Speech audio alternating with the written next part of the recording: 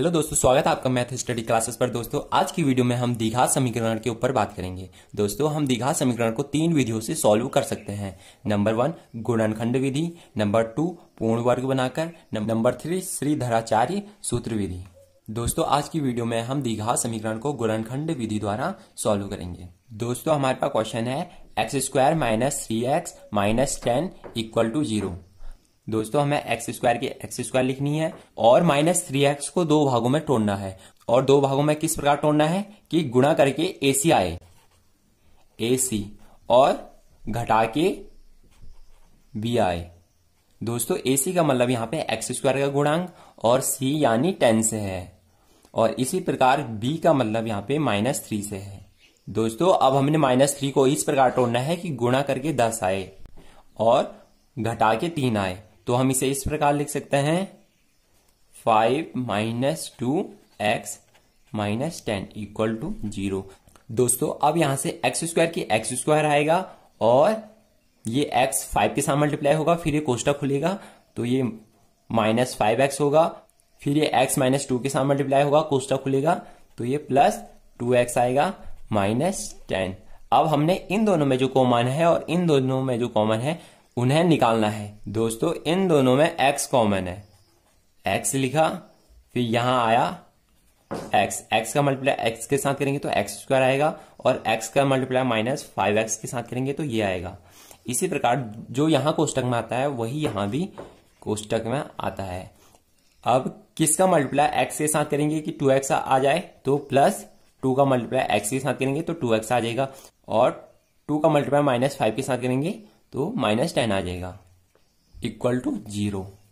यहां से आए एक हमने कोष्टक वाले को लेना है यानी x - 5, और दूसरा जो बिना कोष्टक के है यानी एक x है +2 है = 0। अब एक बार हमने इस पद को 0 के बराबर करना है और एक बार इस पद को।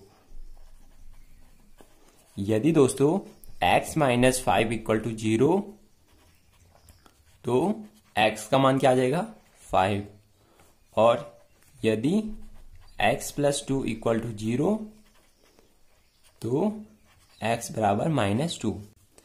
इस द्विघात समीकरण के दो शून्यक आए। इन शून्यकों का क्या मतलब है? तो इन शून्यकों का मतलब है यदि हम x के स्थान पे 5 या -2 डालें तो इसको सॉल्व करके हमारा 0 आएगा।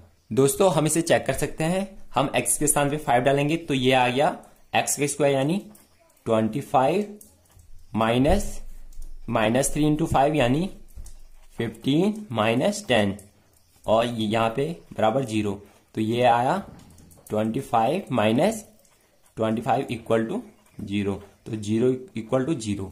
अब x के स्थान पे -2 डालेंगे तो -2 का स्क्वायर कितना होगा 4 होगा। इसी प्रकार -2 × -3 = +6, -10 = 0, 10 - 10 = 0, 0 = 0। तो शून्यकों को डाल के हमारा द्विघात समीकरण का मान 0 आ जाता है। दोस्तों शून्यकों और ABC के मध्य संबंध होता है। A यानी x² का गुणांक, B यानी x का गुणांक, C यानी जो अचर संख्या है। दोस्तों शून्यकों का योग -b/a के बराबर होता है, यानी 5 + -2 = -b यानी -b यानी -3 और a यानी 1। तो इसे सॉल्व करके आया 5 - 2 = 3/1, 3 = 3। इसी प्रकार शून्यकों का गुणनफल c/a के बराबर आता है, यानी 5 × -a = c। c है हमारा -10, a है हमारा 1, तो यह आया -10 = -10। तो हमारा शून्यकों और गुणांकों के बीच संबंध सिद्ध हो चुका है। दोस्तों हमारा नेक्स्ट क्वेश्चन है 2x² - x - 6 = 0। दोस्तों पहले हम 2x² की 2x² लिखेंगे, फिर हमने x को दो भागों में तोड़ना है कि गुणा करके कितना आना चाहिए AC, यानी यहाँ पे a है 2 और c है 6, तो गुणा करके 12 आना चाहिए, और जोड़ने या घटाने पर क्या आना चाहिए 1 आना चाहिए। दोस्तों वो संख्याएं निकालने का एक तरीका है, जैसे गुणा करके 12 आना चाहिए तो हमने 12 के गुणनखंड करने हैं, तो यह आए 6 तो गुणनखंड इस प्रकार क्या है, अब हमने इनका यूज करके करना है। ऐसा करने से हमें ये फायदा होगा कि हम जब भी मल्टीप्लाई करेंगे हमारा 12 ही आएगा। अब मैं इन दोनों का जोड़ा बना देता हूं, और जब 4 का मल्टीप्लाई 3 के साथ करेंगे तो 12 आएगा, और जब हम इसे घटाएंगे तो 1 आएगा। इस प्रकार माइनस की माइनस, एक्स के स्थान पर रखना हमने 4 माइनस 3, और बाहर से एक्स की एक्स। जब दोस्तों हम इसे सॉल्व करेंगे तो हमारा माइनस एक्स ही आएगा। इसी प्रकार 2x स्क्वायर, एक्स 4 के साथ मल्टीप्लाई होगा, फिर कोष्टक खुलेगा तो यह माइनस 4x। अब x माइनस 3 के साथ मल्टीप्लाई होगा, कोष्टक खुलेगा तो यह plus 3x minus 6 equal to 0। अब हमने इन दोनों का जोड़ा बना देना है और इन दोनों का जोड़ा बना देना है। इन दोनों के जोड़े में जो कॉमन है वो है 2x कॉमन है। अब 2x का मल्टीप्लाई किसके साथ करेंगे कि 2x स्क्वायर आ जाए, तो हम x के साथ करेंगे। इसी प्रकार 2x का मल्टीप्लाई किसके साथ करेंगे कि 4x आ जाए, तो हम 2 के साथ करेंगे। जो यहाँ कोष्टक में आता है वही यहाँ भी कोष्टक में आता है, यानी x माइनस 2। अब x का मल्टीप्लाई किसके साथ करेंगे 3x आ जाए, तो प्लस 3 के साथ करेंगे तो 3x आ जाएगा।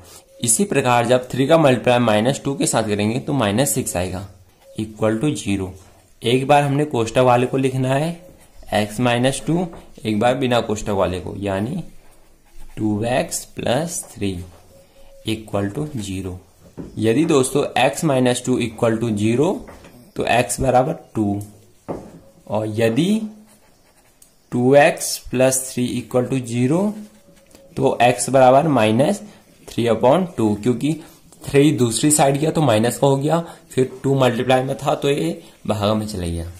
दोस्तों इसकी 2 शून्य आ गए। इन शून्यकों को यदि हम इस समीकरण में डालें तो हमारा 0 आ जाएगा। दोस्तों शून्यकों और गुणांकों के बीच संबंध होता है, वो संबंध इस प्रकार होता है, यानी शून्यकों का योग, यानी शून्यक है 1 2 है, प्लस दूसरा शून्यक माइनस 3/2। इनका योग किसके बराबर होगा, माइनस b, माइनस लिखा, और b है हमारे पास -1 अपॉन a है हमारे पास 2। तो इसे सॉल्व करके आया 2 minus 3/2 equal to minus minus plus हो गया, यानी 1/2। अब इसे सॉल्व करके आया 2 दूनी 4 माइनस 3/2 बराबर 1/2। तो ये आया 1/2 बराबर 1/2। इसी प्रकार दोस्तों शून्यकों का गुणनफल यानी 2 इंटू माइनस 3/2 किसके बराबर होगा, c/a। c है हमारा -6, a है 2, तो यहां से 2 से 2 कटा, यह -3 इक्वल टू, अब 2 का भागा -6 में देंगे तो ये भी आया -3। इस प्रकार दोस्तों हमने शून्यकों और गुणांकों के बीच संबंध को सिद्ध कर दिया है। दोस्तों आशा करता हूँ कि ये वीडियो आपको अच्छी तरह से समझ में आई होगी। ऐसी और वीडियो पाने के लिए इस चैनल को लाइक, कमेंट, सब्सक्राइब जरूर कर दें।